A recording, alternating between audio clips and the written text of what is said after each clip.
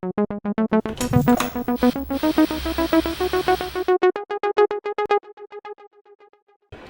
welcome to Nerd Culture. I'm Armand Gutierrez. Today we're at San Diego Comic-Con, the International Comic-Con. We're here in Artist Alley. I have Zander Cannon, and if you don't know who he is, you 100% should, because he's the creator of Kaiju Max, which is up for, actually, I'm so sorry, for which award? Which great award are you up for?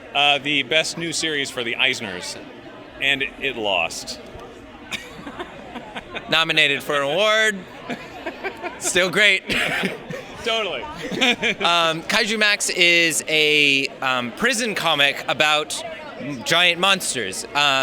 You remember Pacific Rim. Everybody in America always goes, oh, Pacific Rim, that's where they invented Kaiju, which is 100% not true. But what is true is that Zander Cannon takes the Kaiju form, the Kaiju genre, and creates it into something completely different and totally humanistic.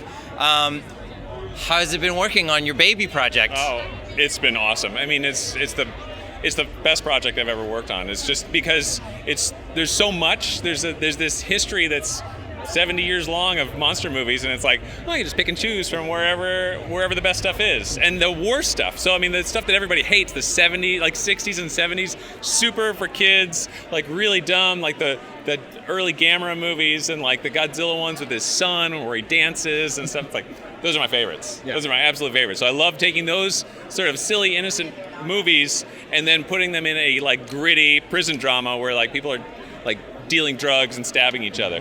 So with the grittiness of the prison, how long did it take for you to figure out, using chimneys for holding the drugs, or figuring out all the different lingo?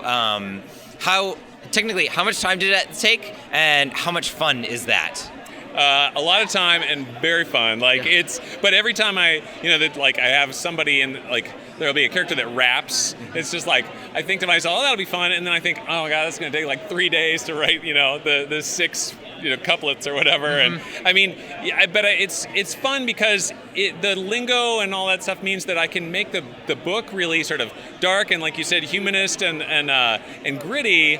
But then when I add all these jokes back in, it lightens the tone a little bit, and then you can kind of look at, like, you don't have to read it and go like, oh God, life's terrible. But you can kind of go like, that's some weird, dark, sort of twisted humor with it. But I care about these characters, hopefully. Yeah, no, you definitely do.